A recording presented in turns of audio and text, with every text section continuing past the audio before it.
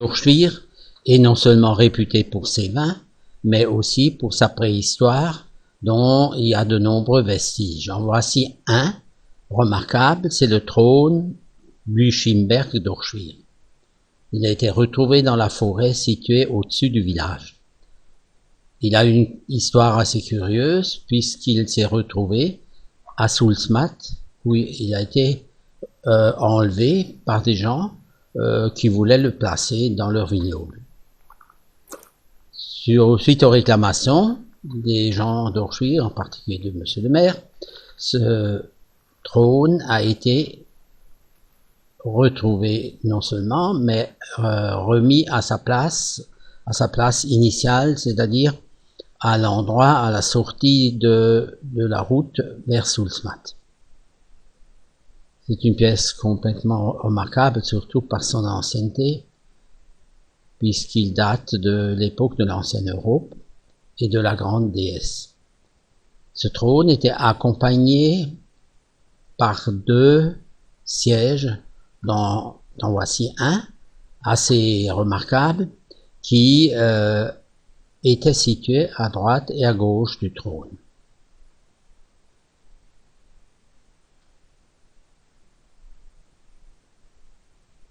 Et nous voici maintenant, nous nous portons pas très loin d'ici, dans la forêt Saint-Blaise, et nous retrouvons là-bas un enclos cultuel qui est flanqué de 2 pyramides, encore debout. En voici une. Elle a été placée sur un socle rocheux et calée avec des pierres. Ce qui veut dire que c'est bien l'œuvre des hommes.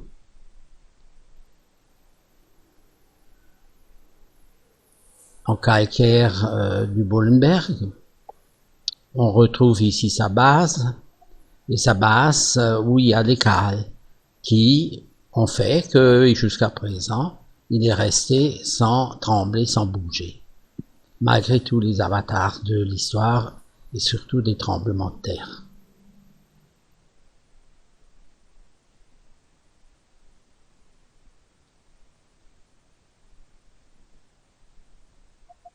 Dans l'enclos cultuel se trouvent des pierres assez curieuses, en particulier ici, quelques-unes qui font 3 à 4 mètres de haut et qui sont des déesses au collier. Le collier visible, c'est la pointe. La pointe a été taillée en retrait. Ce qui fait que si on la redresse, elle se dresserait vers l'est, vers le soleil levant, en offrant, si vous voulez, son collier et sa déesse au soleil levant. L'épaisseur de cette pierre était à peu près de 82 cm. Nous allons maintenant plus loin sur le chemin et nous retrouvons l'autre pierre, l'autre pyramide, un peu abîmée, puisque la pointe a été enlevée, elle a été peut-être cassée, ou est-ce que ce sont peut-être des intempéries et des millénaires.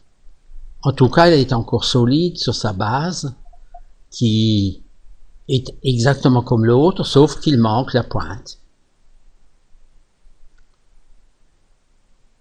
Ces 2 pierres sont donc les gardiennes de l'enclos cultuel. Et nous voici maintenant au Pfingsberg, une colline près d'Orschwir, réputée pour ses tombes.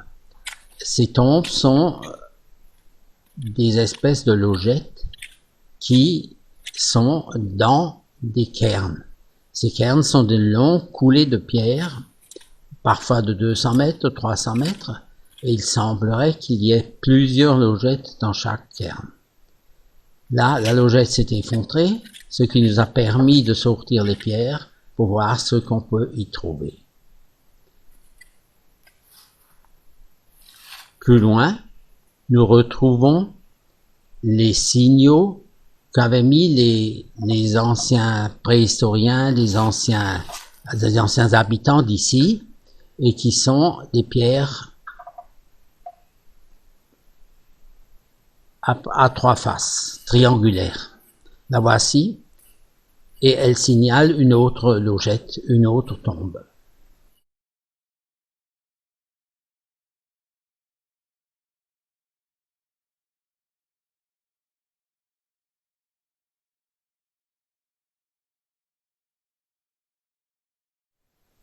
Vous voyez ici les dimensions considérables de ces édifices, dont il y en a encore une bonne cinquantaine dispersés dans ces forêts. Nous retrouvons ici maintenant la logette dégagée, vide, et vide de tout, sauf de quelques charpents de bois, mais qui ne sont pas suffisants pour les analyser. Et sur un banc qu'il y a à l'intérieur de ces logettes ont été disposés des symboles de la grande déesse que vous voyez, qui sont encore intacts malgré les nombreux millénaires et qui devaient aider à la résurrection ou peut-être tout simplement accompagner le mort, le défunt dans l'au-delà.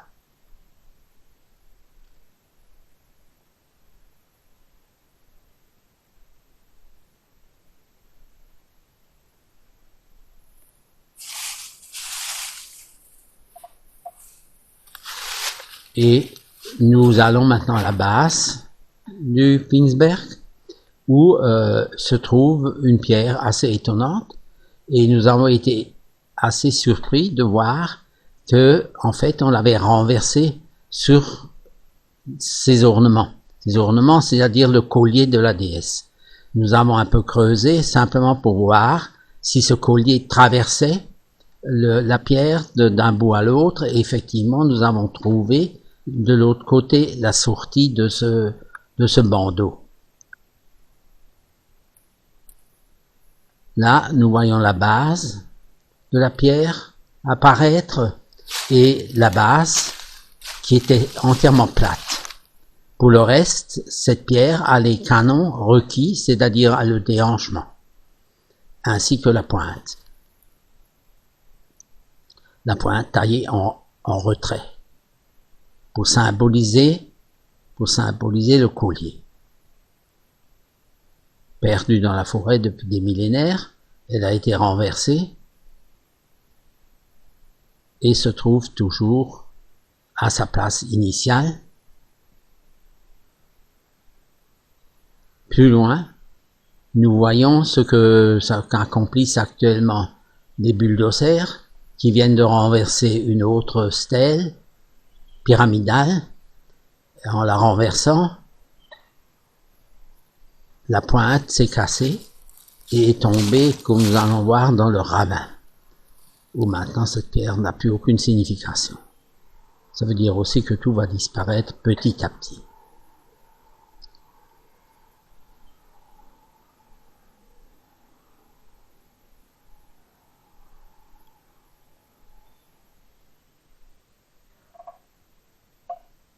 D'autres cairns disposés au Pinsberg ont des fois des choses assez bizarres dans leurs murs. C'est ainsi qu'un peu plus loin, là, nous trouvons une espèce de mortier qui a servi pour broyer les offrandes.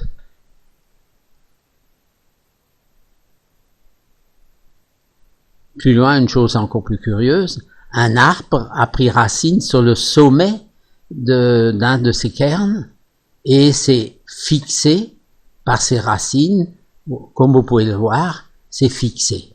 Et son embase maintient l'arbre en équilibre sur ce mur.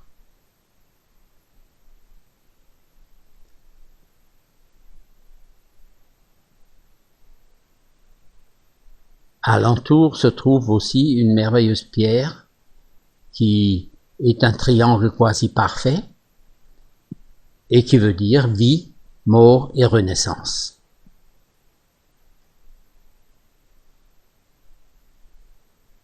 D'autres pierres ont été taillées pour servir de socle et c'est même étonnant qu'on ait pu tailler avec une autre pierre des formes aussi belles.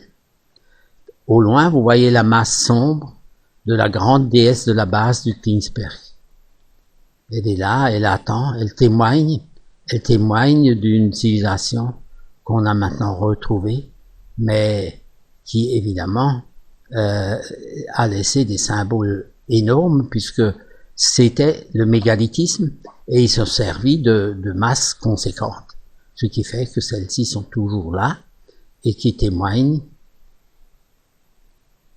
de la présence d'une population ou d'une civilisation assez étonnante. En attendant, je vous laisse admirer la pointe, qui a environ 82 cm, et je vous remercie de votre attention. Merci beaucoup.